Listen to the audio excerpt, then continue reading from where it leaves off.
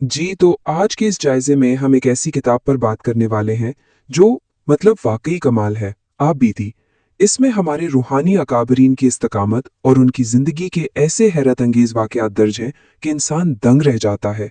ये कोई रवायती बोरिंग सी गुफ्तगू नहीं है, बल्कि हम इन अजीम शख्सियात की जिंदगी के उन पहलुओं को खोजेंगे जिन्होंने तारीख में अनमिट नुकूश छोड़े। तो फिर बगैर किसी ताखीर के सीधा इस कमाल के सफर का आगाज करते हैं। जरा तस्वर कीजिए, एक ऐसा मंजर जहां शदीद गुर्बत हो, फाके हों, लेकिन मायूसी के बजाय बेपनाह खुशी और सुकून। है ना हैरान कुन बात। आम इंसानी सोच तो उससे बिल्कुल मुख्तलिफ है। यहीं से हमारे आज के इस जायजे की असल बुनियाद पड़ती है। यानी जब दुनियावी सहूलियात बिल्कुल खत्म हो जाएं और भरोसा सिर्फ और सिर्फ एक जात पर रह जाए, तो जो कमाल का इत्मीनान मिलता है ना, वो इस एक जुमले में कमाल खूबसूरती से कैद कर दिया गया है। तो सबसे पहले इस किताब यानी आप बीती के एक शानदार तारुफ से शुरुआत करते हैं। अब ये जो दो शहरा अफाक जिल्दें हैं ना, जिन्हें हजरत शेखुल हदीस मौलाना मोहम्मद जकरिया कांधलवी रहमतुल्लाह अलैह ने तहरीर की है, ये बरे सगीर की रूहानी तारीख का एक बहुत बड़ा विरसा है।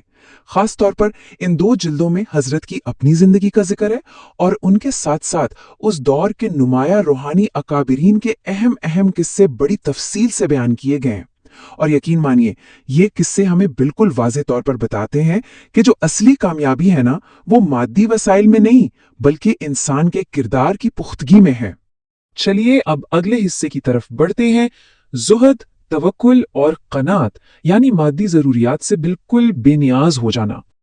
अब यहाँ एक बहुत ही दिलचस्प सवाल जहन में आता है, क्या कोई इंसान दिन में सिर्फ आधी रोटी पर गुजारा कर सकता है? मतलब आज के इस दौर में हम और आप ये सोच भी नहीं सकते, राइट? लेकिन किताब में ऐसे ऐसे वाकयात भरे पड़े हैं जहां इन मुकर्रब बंदों ने अपनी खुराक को आहिस्ता आहिस्ता कम करते करते सिर्फ आधी रोटी रोजाना तक महदूद कर दिया। और हैरत की बात यह है कि इससे इनकी जिस्मानी या रूहानी ताकत में जरा बराबर भी कमी नहीं आई, बिल्कुल एक मौजज़े की तरह।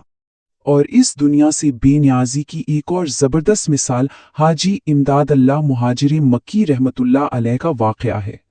हुआ कुछ यूं कि उन्हें ख्वाब में ख्वाजा मोइनुद्दीन चिश्ती रहमतुल्लाह अलैह की तरफ से हज़ारों रुपए माहाना की पेशकश हुई, जो उस दौर के हिसाब से एक बहुत बड़ी रकम थी, लेकिन उन्होंने उसे सख्ती से मुस्तरद कर दिया।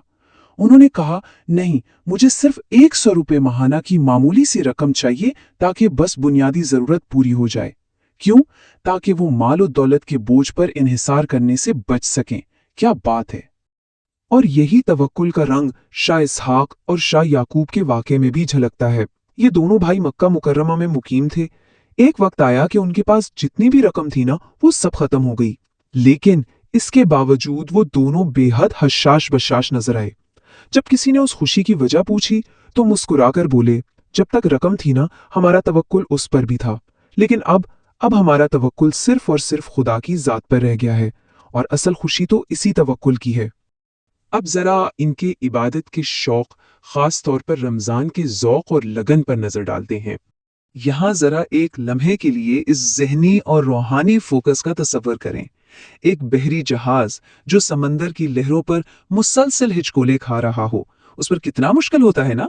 लेकिन हजरत नानोतवी रहमतुल्लाह अलैह जब हिजाज मुक़द्दस का बहरी सफर कर रहे थे, तो उन्होंने इसी सफर के दौरान पूरा का पूरा कुरान मजीद हिफ्ज कर लिया। रोजाना एक पारा याद करते और रात को तरावी में सुना देते। ये उनकी रूहानी यकसुई की वाकई एक नाकाबिले यकीन, मतलब लिटरली हैरान कुन मिसाल है। इसी तरह हजरत मौलाना अब्दुल कादिर रायपुरी रहमतुल्लाह अलैह की रमज़ान की तैयारियों का जिक्र भी बहुत ज़बरदस्त है। रमज़ान में उनके यहाँ बाकायदा एक अजीम शान इज्तिमा होता था। उलमा, हुफ़ाज़, अक़ीदतमंद, सबका एक बहुत बड़ा हुजूम सिर्फ और सिर्फ रूहानी तरक्की और तरावी की नमाजों के लिए इकट्ठा होता था। वहाँ रात दिन बस इबादत का ही माहौल होता था, और ये उनकी रूहानी तरबियत का एक लाजमी हिस्सा था, एक मुकम्मल रूहानी माहौल। चलिए अब कुछ दयानतदारी के हैरत अंगेज वाकयात का जिक्र करते हैं, वो भी तब जब हालात बिल्कुल नाइंसाफी वाले हों। इस कहानी का जो सबक है ना, वो सीधा दिल पर लगता है। एक गरीब सक्का था, यानी पानी भरने वाला। उसे जमीन से कुछ सोना मिला और उसने पूरी दयानतदारी से वो सोना एक अंग्रेज कलेक्टर के पास जमा करा दिया। لیکن اس افسر نے بے ایمانی کی اور وہ سونا خود ہڑپ کر گیا۔ اس غریب نے خاموشی سے صبر کر لیا، لیکن قدرت کا نظام دیکھیں، ٹھیک 25 سال بعد، جی ہاں 25 سال بعد، ایک اور مقدمے میں وہی انگریز افسر بے نقاب ہوا اور اسے نوکری سے نکال دیا گیا۔ یہ واقعہ ہمیں بتاتا ہے کہ سچائی اور دیانتداری کا صلہ قدرت ہمیشہ دیتی ہے، بس کبھی کبھی تھوڑا وقت لگ جاتا ہے۔ اب بڑھتے ہیں تحائف کے اخلاقی اصولوں کی طرف۔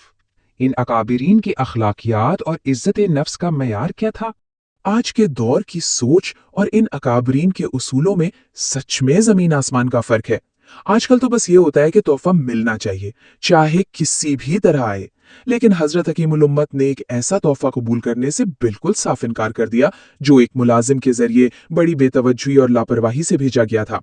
جب انہوں نے تحفہ واپس کیا نا، تو بھیجنے والے کو اپنی غلطی کا شدت سے احساس ہوا۔ پھر وہ خود ایک ریلوے اسٹیشن پر حاضر ہوا اور نہایت ادب سے وہ تحفہ پیش کیا۔ تو بات یہ ہے کہ تحفے کی مالیت سے کہیں زیادہ دینے والے کا انداز اور احترام اہمیت رکھتا ہے۔ تو اگر ہم ان تمام ناقابل یقین واقعات اور کہانیوں کا نچوڑ نکالیں تو کیا سامنے آتا ہے؟ ایک ایسی شاندار تصویر ابھرتی ہے جہاں ان غیر معمولی انسانوں نے ہر موڑ پر مادی فائدے کے بجائے روحانیت اور اپنے ٹھوس اصولوں کو ترجیح دی۔ ان کی وہ اٹوٹ دیانتداری، رمضان سے وہ بے مثال لگاؤ اور کم سے کم اسباب کے ساتھ زندگی پر قناعت، یہ کوئی فرضی کہانیاں یا افسانے نہیں ہیں، یہ ان کی حقیقی زندگیاں تھیں جو انہوں نے اسی دنیا میں گزاریں۔ اور اب اس جائزے کے بالکل آخر میں یہ تمام باتیں ہمارے لیے ایک بہت ہی گہرا اور سوچنے پر مجبور کر دینے والا سوال چھوڑ جاتی ہیں۔ آج کے اس تیز رفتار، بھاگتے دوڑتے اور مادی دور میں ہم ان عظیم شخصیات کی ان لازوال اقدار، ان کی دیانتداری اور قناعت کا ایک چھوٹا سا حصہ بھی اپنے روزمرہ کے معمولات میں کیسے اپنا سکتے ہیں؟ ذرا سوچئے گا اس پر، کیونکہ اسے اپنی زندگی کا حصہ بنانا واقعی ہمیں ایک بہت بہتر اور پرسکون انسان بنا سکتا ہے۔ آج کے اس جائزے میں ہمارے ساتھ شامل رہنے کا بہت بہت شکریہ۔